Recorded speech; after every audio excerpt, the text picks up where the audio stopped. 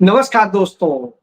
कहीं संविधान जीत रहा है, कहीं संविधान न्याय कर रहा है, लेकिन कहीं व्यापारी प्रधानमंत्री देश को बेच रहा है, जल जमीन जंगल को बेच रहा है, इस देश के अमन चैन को बेच रहा है और संविधान की रक्षा करने के लिए बने, संविधान के तहत बना वह चुनाव आयोग भारत के चुनाव को चोरी कर रहा है। जी हां, क्योंकि अली बाबा 40 चोर जैसा ही हाल है।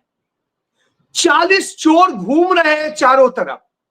एक राहुल गांधी अली बाबा की तरीके से उनसे देश को बचाने के लिए, देश के भविष्य को बचाने के लिए लड़ रहे हैं।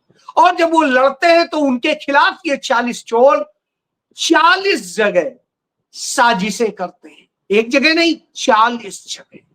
जी हां, तो आज उसी साजिश के तहत कुछ न्याय हो रहे थे और कुछ न्याय की उम्मीद में खड़े थे। जी, सबसे पहले तो मैं बधाई देना चाहूंगा अपने महाराष्ट्र और गुजरात के भाइयों को कि आज ही का दिन था, 1 मई का दिन, वह दिन जिस दिन पंडित जवाहरलाल नेहरू ने एक बड़ा न्याय किया था।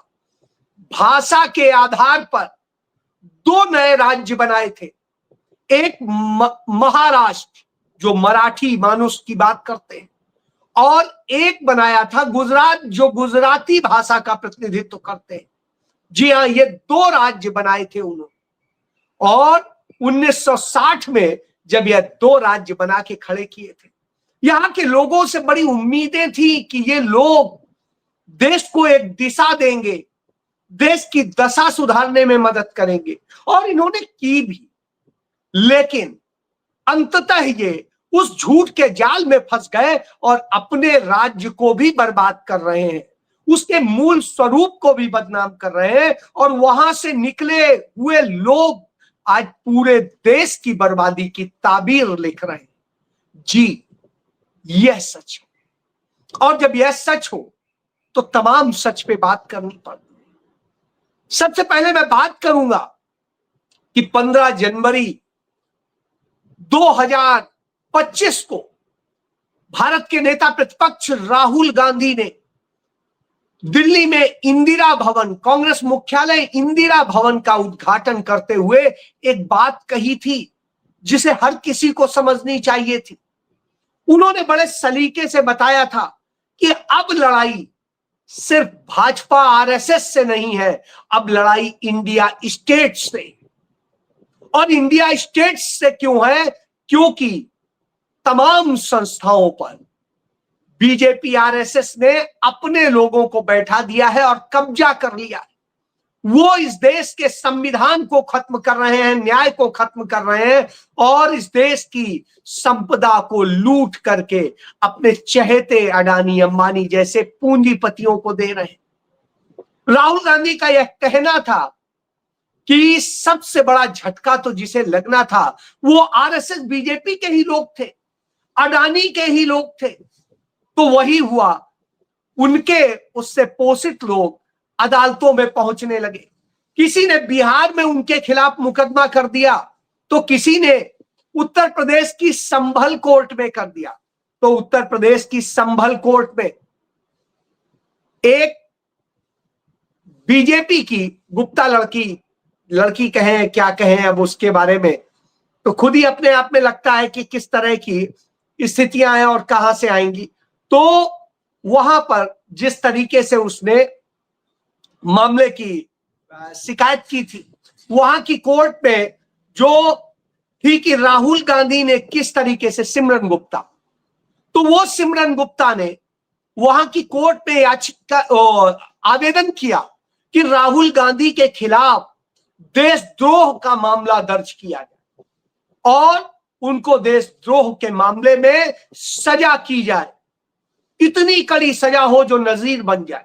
जी हां, इसी तरीके से बिहार में एक ने दर्ज कराई कि मैं दूध दूह रहा था, उतने में ही मैंने राहुल गांधी का यह बयान टीवी पर देखा। अब दूध दूह रहे थे कि टीवी पे देख रहे थे, अब ये नहीं समझ में आता, और उतने से मैं सदमे में आ गया कि देशद्रोह की बात कर रहे हैं, मेरे हाथ से दूध की बाल्टी छूट गई और मेरा 200-300 रुपए का दूध बह गया, और वो मुकदमा करने चले गए। साहब, मुकदमे को फाइल करने में ही शायद उनके 2000 रुपए से अधिक लगे होंगे। बहरहाल इस तरह से हुआ। इसी तरीके से एक मुकदमा उनके खिलाफ किया गया था, जो है उसी बिहार के एक दक्षिण इलाके में, और वहां पर जो हुआ था उसमें भी इसी तरीके के आरोप लगाए गए। तो कमोबेश ये स्थिति है।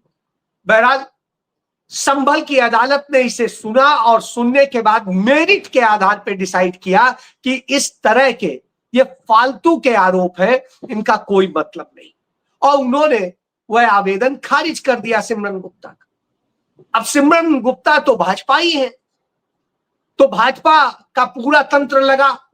इस केस को इलाहाबाद हाई कोर्ट ले गया। आप सोचिए, आपको कितना पैसा खर्च के इलाहाबाद गई होंगी, क्या क्या किया होगा, या भाजपा के लोगों को सिर्फ भेज दिया गया होगा, उन्होंने करवा दिया होगा। तो वही हुआ, और जो इलाहाबाद हाई कोर्ट में मुकदमा दाखिल हुआ उसमें इतने दिनों से सुनवाई करते करते अंततः अदालत इस निष्कर्ष पर पहुंची कि राहुल गांधी ने जो कहा था वो कहीं पर भी कोई आपराधिक कृत्य नहीं था। उन्होंने कहा था हमारी विचारधारा आरएसएस की विचारधारा की तरह हजारों साल पुरानी है और हम हजारों वर्षों से आरएसएस की विचारधारा से लड़ रहे हैं। यह मत सोचिए कि हम निष्पक्ष लड़ाई लड़ रहे हैं, इसमें कोई निष्पक्षता नहीं है। अगर आपको लगता है कि हम भाजपा व आरएसएस नामक किसी राजनीतिक संगठन से लड़ रहे हैं तो आपने को स्थिति की सही जानकारी समझ नहीं है। भाजपा और आरएसएस ने हमारे देश की हर संस्था पर कब्जा कर लिया है। अब हम भाजपा, आरएसएस और खुद इंडियन स्टेट से लड़ रहे हैं। जी हाँ, यह बात पूरी कही थी राहुल गांधी, बिल्कुल सही कहा था, यही सत्य है। तो इसी पर जो न्यायमूर्ति है उन्होंने यह मामला कहा कि बेहद कमजोर, तथ्यहीन है, जो चंदौली कोर्ट ने भी कहा था, यानी संभल की कोर्ट ने कहा था, और वही बात उन्होंने कही। उन्होंने अदालत में कहा दोनों पक्षों को सुनने के बाद में कि इसमें कहीं पर भी इस तरह का नहीं है, याचिका में पूरी तरीके से कानूनी आधार का अभाव है, और इस तरह से साफ हो गया है कि राजनीतिक बयानबाजी के मामले में इस तरह की याचिकाएं अदालत का समय बर्बाद करने और कीमती धन बर्बाद करने के लिए। उस पर जस्टिस विक्रम डी चौहान ने फैसला सुनाया और खारिज कर दिया कि कोई एफआईआर हो सकती है। आप सोचिए कितनी मेहनत की है सिमरन गुप्ता ने।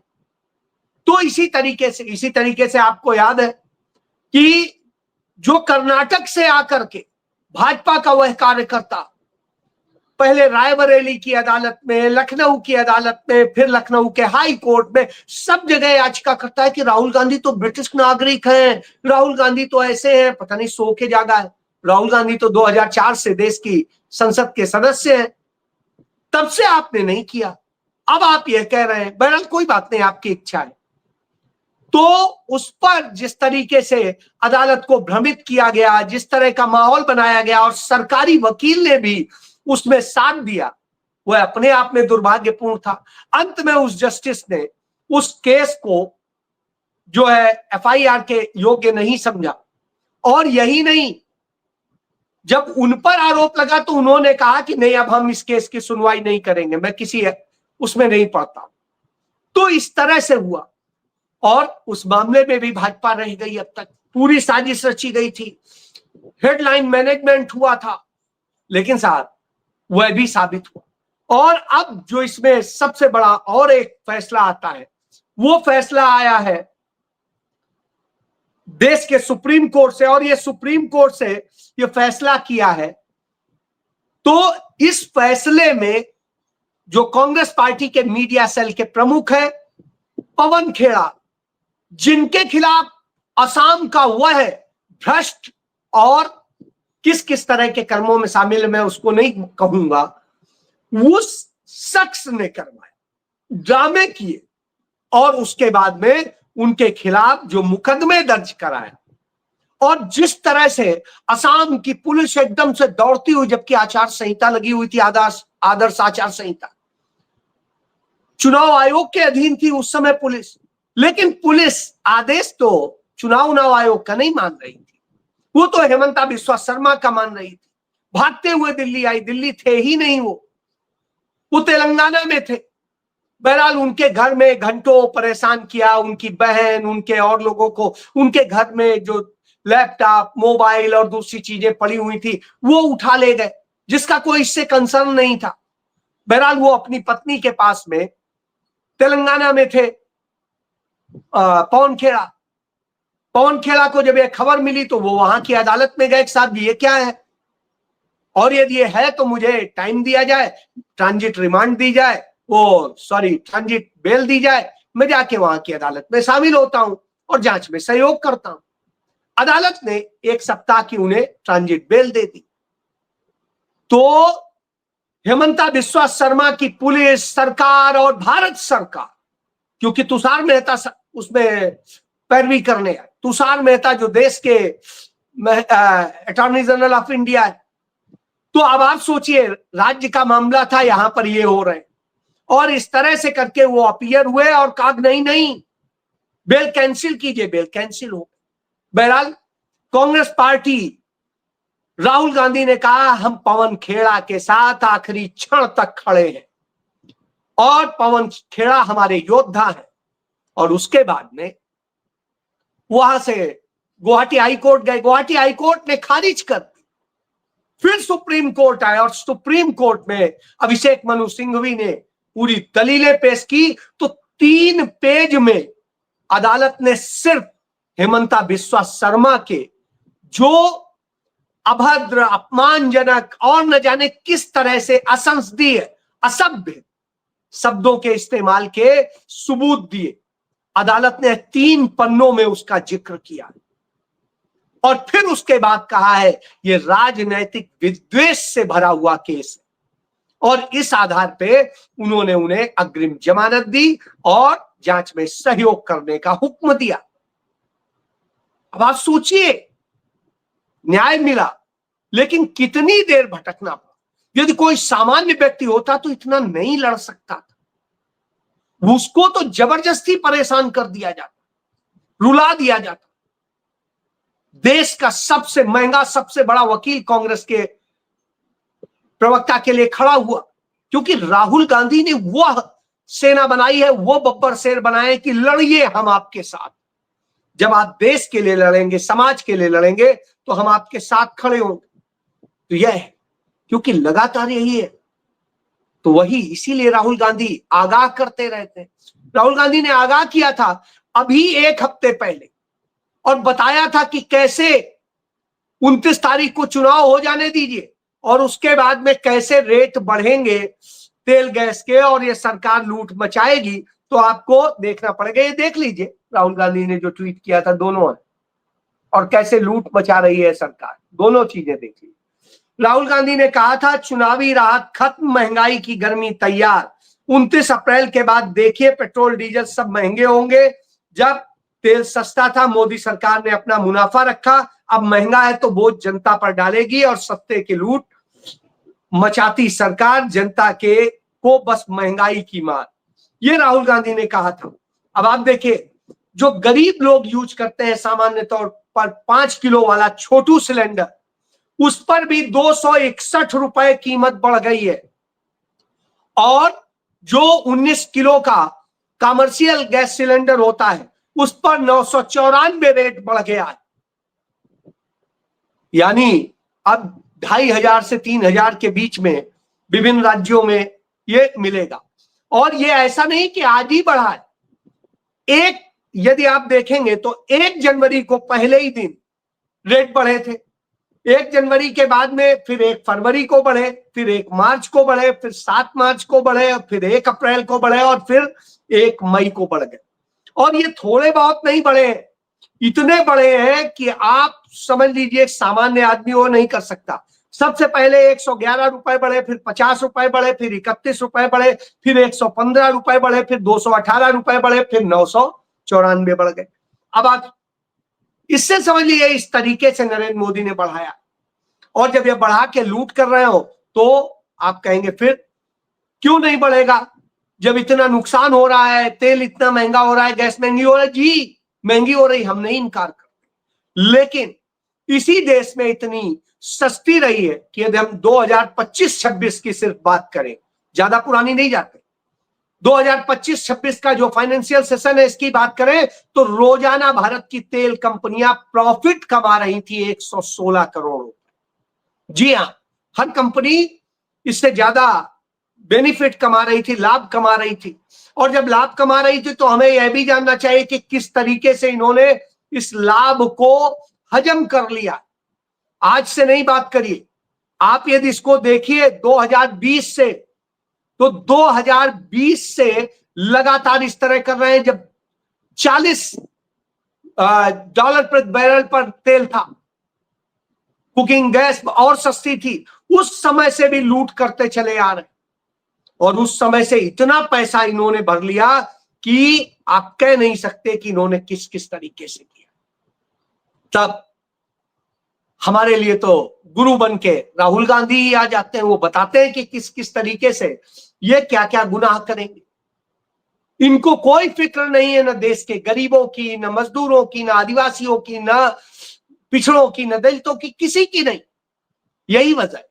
आप देखिए, तो इन्होंने मजदूर दिवस के दिन यह किया, क्योंकि मजदूर ही ऐसा होता है जो अपने घरों से बाहर कहीं पर जाकर के काम करता है, कुछ करता है, और थोड़ा बहुत कहीं ढाबे से, कहीं से खरीद के बेचारा खा लेता है, चाय पी लेता है और अपनी जिंदगी किसी तरह काटता है। वो किसी तरह से वो छोटू सिलेंडर लेता है और सब लेता है। तो आज उसके ऊपर मार पड़ी है तब जब ये हुआ है। राहुल गांधी बार बार बताते रहे, यही करते हैं। गौतम बुद्ध का आज दिन है, महात्मा गौतम बुद्ध, इसीलिए बुद्ध पूर्णिमा कहते हैं। तो ऐसे पवित्र दिन पर यह पाप हो रहे हैं। जो कहते थे गरीब जो पीड़ित है उनकी मदद कीजिए, तो आज यह हालत कर दी है नरेंद्र मोदी की सरकार ने। तब आदिवासियों का, अंडमान निकोबार का आप देख लीजिए, अंडमान निकोबार में इन्होंने जिस तरह से विनाश का प्रोजेक्ट बनाया है, ग्रेट निकोबार का प्रोजेक्ट, और उसके बाद में बहाने लेते हैं वहां 1 करोड़ से अधिक पेड़ काटे जाएंगे। जो सैंपेन और निकोबारी जनजातियों के घर हैं वो सब तबाह हो जाएंगे, वो कहीं के नहीं रहेंगे। हजारों एकड़ जमीन जो रेन फॉरेस्ट है, जो बारिश को वो करती है, उसको खत्म कर देंगे। भूकंप को वो आमंत्रण दे देंगे। वहां पर जो छोटे छोटे जीव जंतु रहते हैं उन सबको खत्म कर देंगे। जो वहां जीव जंतु रहते हैं, कोरल रीफ को भारी नुकसान होगा, दुर्लभ जीव जंतु विलुप्त हो जाएंगे, मैंग्रोव के जंगल तबाह हो जाएंगे, लेदर बैग कछुओं का जीवन खत्म हो जाएगा। इस तरह की स्थिति इन्होंने पैदा कर दी है। और जब यह पैदा की 1 करोड़ पेड़, सोचिए इकोसिस्टम एक तरफ बचाने की बात होती है, एक तरफ ये होता है, तब आता है। तो नरेंद्र मोदी सरकार झूठ का आवरण ओढ़ती है। सेना के अपने रिटायर्ड अफसर जो उनकी पार्टी के सदस्य हैं, उनके जरिए, सबके जरिए एक झूठ फैलाया जाता है कि वो तो देश की सुरक्षा का केंद्र है, ऐसा है, तो उसमें राहुल गांधी यदि ये प्रोजेक्ट नहीं बनाएंगे तो ये तबाह हो जाएगा, ये हो जाएगा। वो शायद ये भूल गए कि वहां की सुरक्षा और सैन्य सुरक्षा का पूरा बंदोबस्त पंडित जवाहरलाल नेहरू 1962 में ही शुरू कर गए। 1964 में वहां पर लगातार जो काम हुए थे उससे नौसेना का वो एक गढ़ बन गया था, अंडमान निकोबार। और 1962 से 1964 के बीच पोर्ट ब्लेयर में एक स्थायी अधिकारी की तैनाती हो गई थी। INS जराव को वहां से चालू किया गया था शुरुआती दौर में, और इसके बाद में वहां पर जो ढांचा तैयार किया गया था, उसके बाद में 2012 में ग्रेट निकोबार द्वीप समूह पर INS बाज को तैनात किया गया था। यही नहीं, यह भारत का सबसे बड़ा दक्षिणी नौसेना का सैनिक हवाई स्टेशन भी है। और 2019 में नरेंद्र मोदी सरकार ने हवाई निगरानी को मजबूत करने के लिए वहां INS कोहासा भी चालू किया गया था। और इसके पहले अटल बिहारी वाजपेयी की सरकार में 2001 में भी अंडमान निकोबार में एएनसी स्थापित किया गया था, यानी इतना सुरक्षा की व्यवस्था पहले ही है वहां पर, लेकिन झूठ बोलकर कहानी और कुछ बताते हैं। यह सत्य, तो ये लोकतंत्र, संविधान सबके हत्यारे, मार देना इनका फर्ज है। तो आप इससे समझिए, इसीलिए ये ऐसा करते हैं। तो ये लगातार ये कर रहे हैं, कहीं दलितों की लड़कियों से, दूसरों की लड़कियों से, कहीं गैंग रेप करेंगे, कहीं कुछ करेंगे, और सब करने वाले सब भाजपा ही निकलते हैं, कोई और नहीं होता। यूपी में, फतेहपुर में एक लड़की अपने दोस्त के साथ में अपनी बुआ के घर जा रही थी। वो दोस्त क्या, उससे शादी होने वाली थी, और भाजपा के नेता ने उसे पकड़ लिया और अपने 3 साथियों के साथ मिलकर के उसके साथ गैंग रेप किया, सामूहिक दुष्कर्म। अब आप सोचिए, आज तक पुलिस उसे पकड़ नहीं पाई है, और ये एक जगह नहीं हो रहा है। लखनऊ में इसी तरीके से हुआ, बरेली में हुआ, मेरठ में एक बड़ा दर्दनाक हादसा हुआ इसी तरीके से। ये सब भाजपाई। अब आप देश भी बचाइए, संविधान भी बचाइए, न्याय भी बचाइए, जल जमीन जंगल भी बचाइए, और सबको बचाइए। राहुल गांधी अकेले इसके लिए लड़ रहे हैं, भिड़ रहे हैं, तो उन पे मुकदमे होते हैं, झूठे मुकदमे होते हैं, उनकी टीम पर झूठे मुकदमे होते हैं। यह सत्य है इस सरकार, लेकिन फिर भी हिम्मत से लड़ना है, सच बताना है, वह काम किया जा रहा है। जय